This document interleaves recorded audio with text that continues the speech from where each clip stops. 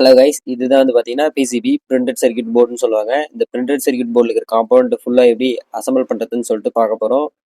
First வந்து பார்த்தீங்கன்னா IC வந்து சால்வ் பண்ண போகிறோம். பிசிபி போர்டில் ஐசியோட லொக்கேஷன் பார்த்தீங்கன்னா யூ தான் மென்ஷன் பண்ணியிருப்பாங்க. ஸோ நான் ப்ளோயரை வச்சு சால்டர் பேஸ்ட் வந்து நான் ஆல்ரெடி அப்ளை பண்ணிட்டேன். உங்களுக்கு இப்போதைக்கு நான் சால்வ் பண்ணி காட்டுறேன். ஐசி என்னென்னு பார்த்தீங்கன்னா ஐசினா வந்து இன்டெகிரேட்டட் சர்க்யூட். ஸோ பிசிபி போர்டில் ஒரு டாட் இருக்கும், அதேமாதிரி பார்த்தீங்கன்னா ஐசியில் ஒரு டாட் இருக்கும். ஸோ நீங்கள் அந்த சைடு வச்சு தான் வந்து அசம்பிள் பண்ணுற மாதிரி இருக்கும். உங்கள் ஃப்ரெண்ட்ஸ் எலக்ட்ரானிக்ஸில் யாருனா இன்ட்ரெஸ்டடாக இருந்தாங்களா அவங்களுக்கு இந்த வீடியோ வந்து ஷேர் பண்ணுங்கள், ரொம்ப ரொம்ப யூஸ்ஃபுல்லாக இருக்கும். ஸோ இந்த மாதிரி நீங்கள் கரெக்டாக டியூசரை வச்சு அட்ஜஸ்ட்மெண்ட் பண்ணிவிட்டு அப்புறம் வந்து ஐசியை சால்வ் பண்ணுற மாதிரி இருக்கும். அடுத்து பார்த்தீங்கன்னா உங்களுக்கு கெப்பாசிட்டர் வந்து நான் சால்வ் பண்ணி காட்டுறேன். இது வந்து பார்த்தீங்கன்னா SMT type capacitor. SMT type கெப்பாசிட்டர்லேருந்து செராமிக் கெப்பாசிட்டர். கெப்பாசிட்டர் லொக்கேஷன்லாம் வந்து சீன் தான் மென்ஷன் பண்ணியிருப்பாங்க. நான் உங்களுக்கு சால்டர் ஒயரை வச்சுட்டு ஒவ்வொரு கெப்பாசிட்டரையும் நான் வந்து சால்வ் பண்ணி காட்டுறேன். இந்த கெப்பாசிட்டருக்கு வந்து பொலாரிட்டி கிடையாது. பொலாரிட்டினா வந்து ப்ளஸ் மைனஸ் கிடையாது. அதனால நீங்கள் இந்த எஸ்எம்டி டைப்பு செராமிக் கெப்பாசிட்டர் வந்து நீங்கள் எப்படி வேணால் சால்வ் பண்ணலாம். இந்த கெப்பாசிட்டரை நான் சால்வ் பண்ணுறதுக்கு யூஸ் பண்ண டெம்பரேச்சர் வந்து பார்த்தீங்கன்னா என்னுடைய சால்வரிங் அயனில் 350 நான் ஃபிக்ஸ் பண்ணிட்டேன். ஸோ அதுலேயே நீங்கள் வந்து ஈஸியாக சால்வ் பண்ணலாம்.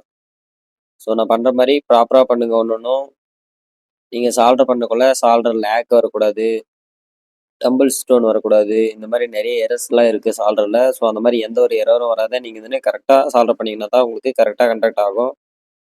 இந்த மாதிரி கெப்பாசிட்டரை ஒன் சைடு மட்டும் சால்வ் பண்ணிக்காங்க. இப்படி சால்வ் பண்ணால் அதை வந்து டேக் அடிக்கிறதுன்னு சொல்லுவாங்க. ஸோ நீங்கள் டேக் அடிச்சிட்டிங்கனாவே உங்களுக்கு காம்பவுண்ட்லாம் வந்து ஈஸியாக அனதர் சைடு இருந்து இந்த மாதிரி சால்வ் வச்சு நீங்கள் பண்ணிட்டு வந்துடலாம். நீங்கள் மெனி போர்டு பண்ணுற மாதிரி இருந்தால் இந்த ட்ரிக்ஸ் வந்து உங்களுக்கு ரொம்ப யூஸ்ஃபுல்லாக இருக்கும்.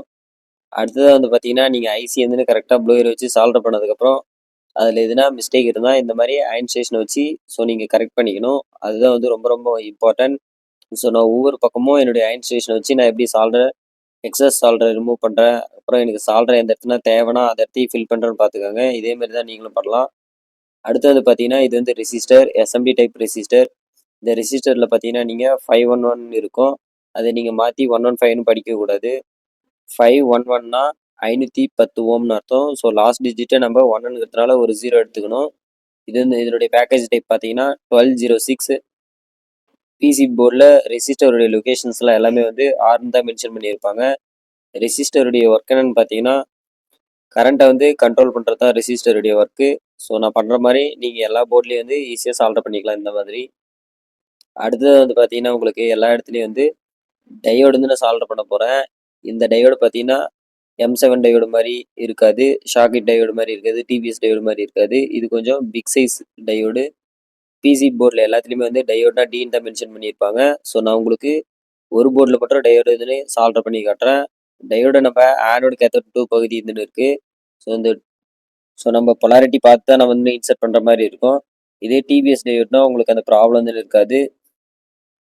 இந்த டயோடில் வந்து ஃபஸ்ட்டு நான் வந்து சால்டர் பேடில் வந்து சால்வ் பண்ணிக்கிறேன். அப்புறம் டயோடு வச்சு ஆனோடு கேத்தோடு கரெக்டாக பார்த்து நான் வந்து சால்வ் பண்ணிட்டேன். இந்த எஸ்எம்டி டயோடில் பார்த்தீங்கன்னா ஒரு லைன் வந்து வந்துருக்கும் மேலே, அதுதான் உங்களுக்கு வந்து பார்த்தீங்கன்னா கேத்தோடு, அதுக்கு ஆப்போசிட்டான பகுதி ஆனோடு. நீங்கள் ப்ராப்பராக வந்து சால்வ் பண்ணிடுங்க. உங்களுக்கு அப்படி வரலன்னா ஃப்ளக்ஸ் அசம்பிள் பண்ணி நீங்கள் அப்புறம் சால்வ் பண்ணிங்கன்னா உங்களுக்கு ஈஸியாகிடும். நாம் வந்து டயோடு வந்து கரெக்டாக சால்வ் பண்ணி முடிச்சாச்சு. அடுத்து வந்து பார்த்தீங்கன்னா இது வந்து பார்த்தீங்கன்னா இண்டக்டர். ஸோ இந்த இண்டக்டர் வந்து நான் 2 போர்டில் மட்டும் உங்களுக்கு அசம்பிள் பண்ணி காட்ட போகிறேன். ஃபஸ்ட்டு இந்த மாதிரி ரீலில் தான் நம்மளுக்கு இண்டக்டர் கொடுத்துருப்பாங்க. இது வந்து unshielded type inductor, SMT type.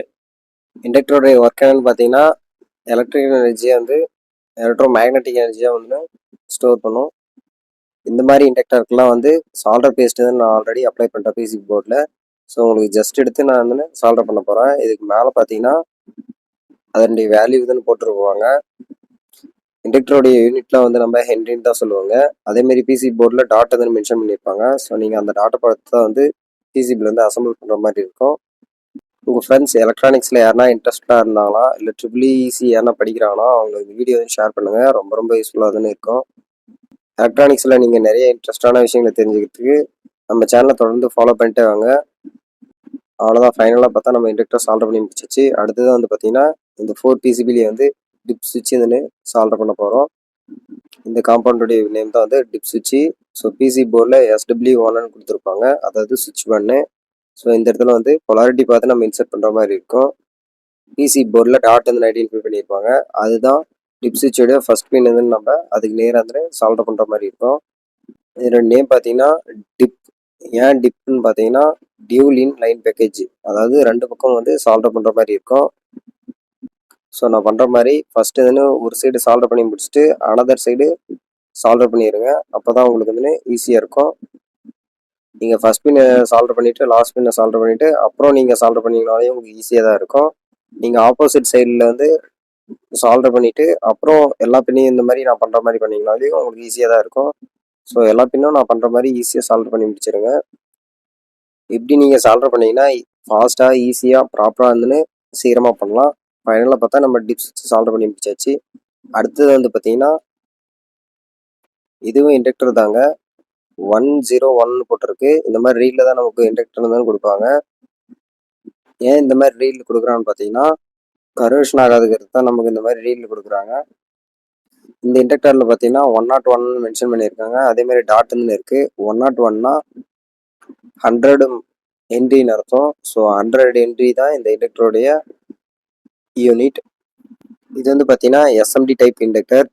இந்த இண்டக்டர் வந்து ஷீல்டு டைப். உங்களுக்கு உள்ள இருக்கிற இண்டக்டர் அந்த காயிலே வந்து தெரியவே தெரியாது.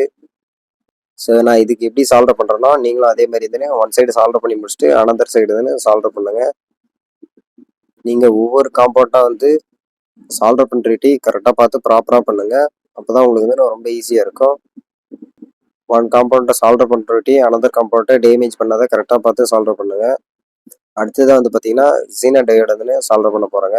இதுதான் வந்து பார்த்தீங்கன்னா Jeena diode, SMT type Jeena diode. இந்த எஸ்எம்டி டைப் ஜீனா டயோடில் பார்த்தீங்கன்னா உங்களுக்கு பொலாரிட்டின்னு இருக்குது. த்ரூ வேர்ல்டில் மோஸ்ட்லி எல்லாரும் பார்த்துருப்பீங்க. இதுதான் வந்து பார்த்தீங்கன்னா எஸ்எம்டி. பிசி போர்டில் டின்னு மென்ஷன் பண்ணியிருப்பாங்க, இல்லைனா வந்து ZDன்னு மென்ஷன் பண்ணியிருப்பாங்க. ஸோ இது வந்து D6, D5, D7, D8 என்ற இடத்துல தான் நம்ம வந்து சால்டர் பண்ண போகிறோங்க. ஃபஸ்ட்டு எல்லா இடத்துலையும் ஃப்ளக்ஸ் வந்து நான் அப்ளை பண்ணிக்க போகிறேங்க. அடுத்து ஒன் சைடு மட்டும் நான் வந்து லெட்டை ஃபில் பண்ணிங்கன்னா, ஸோ இந்த மாதிரி ஃபில் பண்ணிங்கன்னா உங்களுக்கு ஈஸியாக இருக்கும். பொலாரிட்டி பார்த்து நீங்கள் கரெக்டாக இன்செர்ட் பண்ணுற மாதிரி இருக்கும். இந்த ஜீனா டயோடில் பார்த்தீங்கன்னா உங்களுக்கு அந்த பிளாக் கலர் கோடு ஒன்று இருக்கும், அதுதான் வந்து கேத்தோட் சைடு. அதேமாதிரி பிசி போர்டில் பார்த்தீங்கன்னா உங்களுக்கு அந்த ஸ்கொயர் ஷேப் இல்லாத ஒரு லைட்டாக பெண்ட் பண்ணி ஒரு ஷேப் வந்து போட்டிருப்பாங்க, அதுதான் வந்து கேத்தோட் சைடு. நான் பண்ணுற மாதிரி ஒவ்வொரு இதுக்கும் வந்து சால்டர் பண்ணி முடிச்சிட்டிங்கன்னா ஜீனா டயோடு வந்து சால்டர் பண்ணி முடிச்சாச்சு இந்த பிசி போர்டில். நெக்ஸ்ட் வந்து பார்த்தீங்கன்னா ஆர்எம்சி கனெக்டர். கனெக்டரில் ஒரு டைப் தான் வந்து ஆர்எம்சி கனெக்டர். இந்த கனெக்டர் வந்து இந்த பிசிபிலேருந்து அடுத்த பிசிபியை கனெக்ட் பண்ணுறதுக்கோசரம் இருக்கலாம், இல்லைனா பவர் சப்ளை கொடுக்கறதுக்கோசரம் இருக்கலாம். ஸோ மல்டி பர்பஸ்க்கோசரம் இந்த கனெக்டர்ஸ்லாம் வந்து பிசி போர்டில் இன்செர்ட் பண்ணுவாங்க. ஆர்எம்சி கனெக்டர்னால் வந்து ரிலிமேட் கனெக்டர். இந்த மாதிரி நான் ஒரு சைடு சால்டர் பண்ண மாதிரி நீங்கள் கையில் ஹோல்டு பண்ணிவிட்டு ஒரு சைடு சால்டர் பண்ணிவிட்டு அனதர் சைடு நீங்கள் ஈஸியாக தானே சால்டர் பண்ணிடலாம். இது பிசிபியில் நானும் கெப்பாசிட்டர் எப்படி சால்டர் பண்ணுறதுனே சொல்ல. ஸோ கெப்பாசிட்டர் எப்படி சால்டர் பண்ணுறது சொல்ல பாருங்க. இது ரெண்டும் குண்டு மாதிரி இருக்குங்களா, இதுதான் வந்து பார்த்தீங்கன்னா கெப்பாசிட்டர். இந்த கெப்பாசிட்டர் வந்து நம்ம சால்டர் பண்ணுறோம். பிளாக் கலர் கோடு வந்து மைனஸு. அதேமாரி இதனுடைய வேல்யூலாம் வந்து டாப்லேயே வந்து கொடுத்துருப்பாங்க.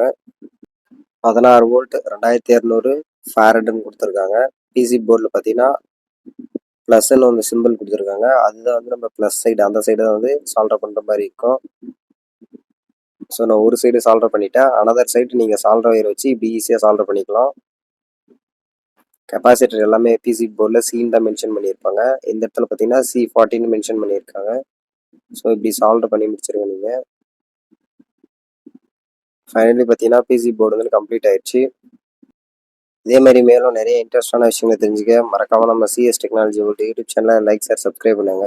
உங்கள் ஃப்ரெண்ட்ஸ் எலக்ட்ரானிக்ஸில் யாரா இன்ட்ரெஸ்டடாக இருந்தாலும் அவங்களுக்கு இந்த வீடியோ வந்து ஷேர் பண்ணுங்கள், ரொம்ப ரொம்ப யூஸ்ஃபுல்லாக இருக்கும். ஸோ நம்மகிட்ட பார்த்தீங்கன்னா கோர்ஸ் வந்து அவைலபிளாக இருக்குது. PCB design, embroidery system, basic PCB repair and testing, basic electronics and mini project, advance electronics and mini project சொல்லிட்டு 5 டைப்ஸ் ஆஃப் கோர்சஸ் இருக்குது. உங்களுக்கு கோர்ஸ் பார்த்தீங்கன்னா ஆன்லைன் அண்ட் ஆஃப்லைன்லேயும் இருக்குது. ஜாயின் பண்ண நினைக்கிறேங்க. ஸோ என்னோட கான்டாக்ட் நம்பர் தான் கொடுத்துருக்கேன். தேங்க்ஸ் ஃபார் வாட்சிங்.